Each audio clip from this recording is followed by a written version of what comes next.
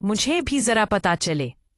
तो मैं अम्मी से कहने लगा, आप और अब्बू तो मजे लेकर सो जाते हो, मैं सारी रात तड़पता रहता हूँ। अम्मी ने इतनी खुली डिल्ली बात सुनकर मुझे हैरत से देखा। फिर कहने लगी, अच्छा तो अब मेरे बेटे को एक और बीवी चाहिए। फिर मैं अम्मी से कहने लगा कि ना बाबा ना अपनी, मुझे इन जुमलों में नहीं पड़ना। तो अम्मी कहने लगी, फिर क्या बात है और क्या कहना चाहते हो, तुम जरा खुल कर कहो। मैंने अम्मी से कहा, मुझे चाय बना कर दे, मुझे सर में बहुत दर्द है, शादी के हंगामे की वजह से मेरा सर काफी दुख रहा है। फिर अम्मी मेरे लिए चाय बनाने चली गई। मैं दिल ही दिल में खौफजदा हो रहा था कि मुझे अम्मी से अपनी फरमाइश कर देनी चाहिए या नहीं। मौके अच्छा था, अगर अम्मी मुझसे नाराज हो गई तो फिर मेरा क्या होगा। मैं इसी कशमकश का शिकार था, मगर किसे भी करके मुझे अम्मी से बात तो मनवाई ही दी, क्योंकि मेरे पास दूसरा चारा भी नहीं था और मैं इतनी कम उम्र में शादी करके अपना मुस्तकबिल भी बर्बाद नहीं करना चाहता था। अम्मी ने मुझे चाय बनाकर दिए बगैर मुझसे कोई बात कैसे कमरे में चली गई। हम दिन और रात एक ही रूम में सोया करते थे। बीबी सर्दियों में अपने कमरे में सो जाया करता था, मगर अक्सर रात के 11 बजे में कमरे में चला जाता। इससे पहले मैं अपने कमरे में अपनी पढ़ाई किया करता। तब तक अम्मी अब्बू भी खाना खाकर फारिग हो जाते थे। फिर मैं अपने बिस्तर में लेट जाता रात को 1 या 2 बजे करीब। जब अब्बू अम्मी को उठाता तो उसके आखिर मेरी भी आंखें खुल जाती, मगर कभी मैं उन पर यह जाहिर न करता कि मैं आप लोगों को देख रहा हूँ। कमरे में बिल्कुल हल्की सी रोशनी की, जिससे किसी का चेहरा भी वाज़ेह नजर आता, मगर मैं अच्छी तरह वाकिफ हो गया था कि वो लोग कौन सा खेल खेल रहे हैं। आज जब मैं कमरे में दाखिल हुआ तो वही मध्यम रोशनी चल रही थी। मैं अपनी जगह अपने बिस्तर पर सो गया। तकरीबन 3 बजे तक अब्बू अम्मी से मलकी मलकी सरगोशी करना शुरू की, जिससे मेरी आंख खुल गई।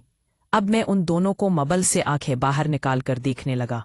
ये सारा मंजर मेरी आंखों के सामने किसी फिल्म की तरह चल रहा था। जब अब्बू अपनी बाजी खेल चुके तो निढाल होकर लेट गए, मगर मैं देख रहा था कि अम्मी मुस्तकिल बेचैन हुई जा रही है। शायद उनकी जरूरत अभी पूरी न हुई थी। वही दो अब कर पिट्टें बदल रही थी।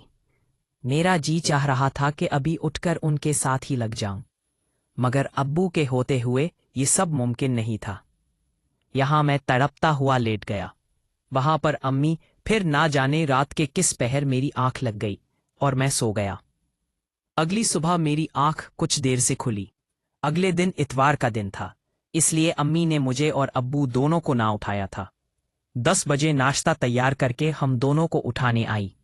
जब मैं बाहर आया तो अम्मी के सारे बाल लेले थे और उन्होंने टॉवेल लपेटा हुआ था, बल्कि ऐसे ही अपने बालों को खुला छोड़ा हुआ था। उनके बालों से गिरता पानी कपड़ों पर गिर रहा था, जो कपड़ों को भी गीला कर रहा था। जैसे अब सारा नजारा साफ दिखाई दे रहा था। अम्मी की मेरी तरफ पीठ थी। मैं बहुत अवर से उन्हें देख जा रहा था। तब अचानक अम्मी पलटी तो मैंने फौरन अपनी नजरें झुका ली और हमलट पर उठा खाने लगा। नाश्ता करने के बाद अम्मी से कहने लगा कि जो मैं तुमसे वो काम बोला था वो तुमने किया? तो अम्मी मायूसी से उनकी तरफ देखने लगी और कहने लगी, मैं इतने दिन किस तरह सारा नजर साफ किए बगैर गुजार सकती हूँ।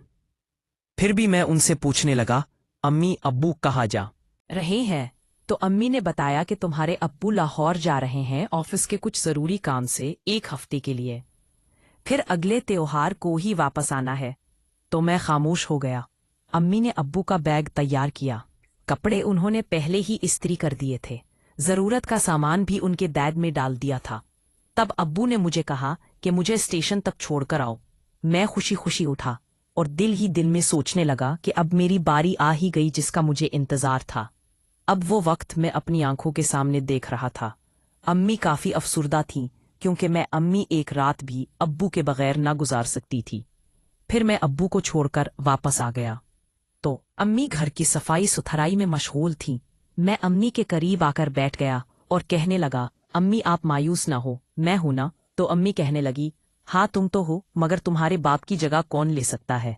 फिर मैंने आहिस्ता से कहा, अम्मी आपको बोला है ना, मैं हूं ना, मैं सब संभाल लूंगा। अम्मी ने जैसी मेरी बात अभी भी ना कभी भी। सारा दिन यूं ही गुजर गया और पता ही नहीं चला। میں شام کو دوستوں کے ساتھ باہر نکل گیا اور ڈنر باہر ہی کیا۔ امی کو میں پہلے سے بتا کر ہی گیا تھا کہ اتوار کے دن میرے دوست فارغ ہوتے ہیں، میں ان کے ساتھ ہی باہر کھانا کھاؤں گا۔ امی نے مجھے کچھ پیسے دے دیے، پھر میں باہر چلا گیا۔ اب جب رات کے 11 بجے میں واپس آیا تو امی باہر صحن میں ہی چارپائی پر لیٹی ہوئی تھی۔ وہ بالکل بے خبر تھی کہ گھر میں داخل ہو گیا ہوں، کیونکہ گھر کے باہر ہی دروازے کی ایک چابی میرے پاس بھی تھی۔ میں امی کے بالکل قریب آیا اور آہستہ سے ان کو آواز دی، امی اٹھ جائیں، اندر چلیں، یہاں کیوں سو رہی ہیں؟ امی فوراً بیٹھی اور پوچھنے لگی، تم کب آئے سلمان؟ تو میں نے ان سے کہا، میں ابھی آیا ہوں۔ پھر ہم دونوں کمرے میں چلے گئے۔ امی بستر پر لیٹ گئی تو میں امی سے کہنے لگا، امی آج رات میں آپ کے ساتھ ابو کی جگہ پر سونا چاہتا ہوں۔ اب امی مجھے حیرت سے دیکھنے لگی اور مسکرا دی۔